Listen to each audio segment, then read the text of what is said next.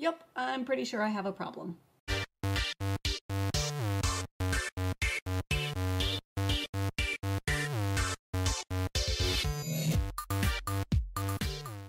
Hey WordNerds, happy Saturday. I hope you are all having an amazing week so far. So for today's video, I wanted to talk to you guys about something that I think we touched on a long time ago, and that is my massive notebook problem. I have so many. In an earlier video, I talked a little bit about what I was doing with all of my notebooks, and I do still have quite a few on the go, but I also have a ton of empties. I got a bunch of them for Christmas. Someone thought it would be a good idea to just throw all of the notebooks at me because it would make me very happy, and it did, but now I have to find something to do with all of them. So I did take a little bit of time to brainstorm some possibilities for these notebooks, and since I know a love of notebooks is something that a lot of readers and writers share, I figured I would share those ideas with you guys and kind of hope that maybe you would have some ideas for what to do with empty notebooks that you could let me know in the comments. First up, a very quick notebook tour because I have 3 different types of notebooks that I am trying to find uses for, and I figured sharing them with you guys might help somehow, or I just want to show off the pretty notebooks. I'm not really sure. So I have 3 of them that are about this size, which is approximately 8 by 10, I think. There's a third one on my shelf. I've been using these ones for the longest time. I've been using them for free writing, which is basically just spewing all of the words onto my pages first thing in the morning. I've been using them for just kind of general journaling because I like them. They're the prettiest. They're also the hardest size to actually do anything super functional with because they're the biggest size that I use, which means that anytime I want to bring them somewhere with me, they take up a lot of space and I don't really usually carry a purse, so carrying them around is kind of awkward.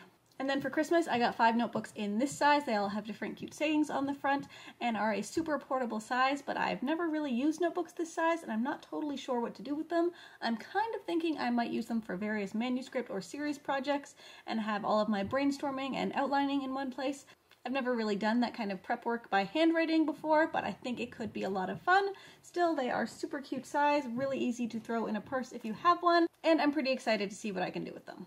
And then finally, the biggest category is all of my miscellaneous notebooks that I always fall in love with when I'm out shopping or they're gifted to me, and nothing ever seems good enough for them, like this one I got at Disney World, or this beautiful one that I think I got from Erin, or my favorite, which is this Moleskine Harry Potter Marauders map one, which is just too pretty for words.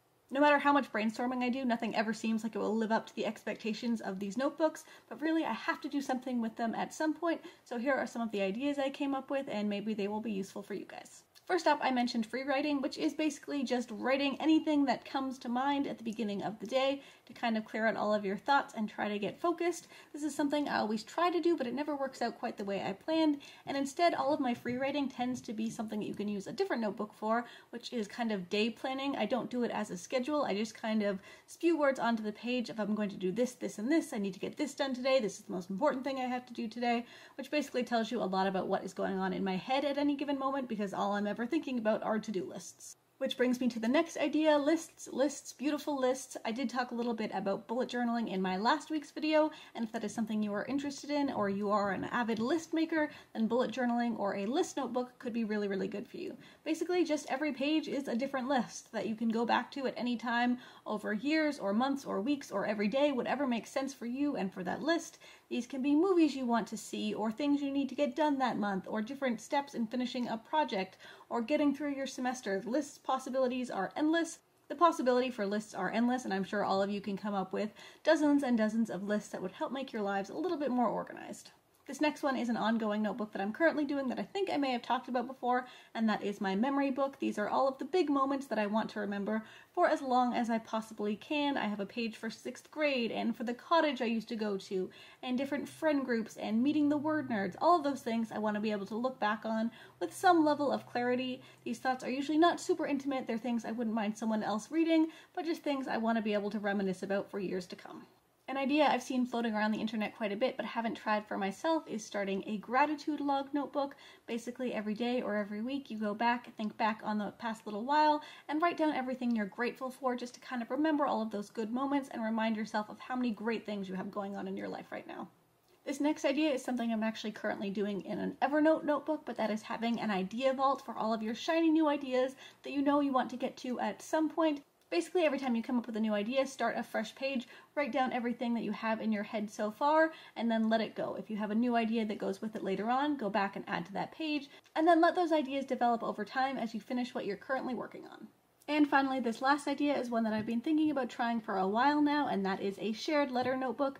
You and a group of friends or family members will share one notebook, writing letters to each other to celebrate big memories or just to keep in touch. You'll either pass the notebook off when you see them or mail it to wherever they are, so you have an extra way to keep in touch and kind of remember what makes your group so special.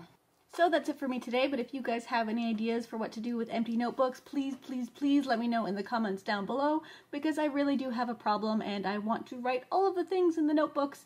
I just need to come up with some ideas that actually make sense for me. And of course, don't forget to join us tomorrow for our live chat. This is our monthly book club, and we are talking all about Harry Potter and the Chamber of Secrets, so odds are you read it, and the chat is going to be a lot of fun. See you then.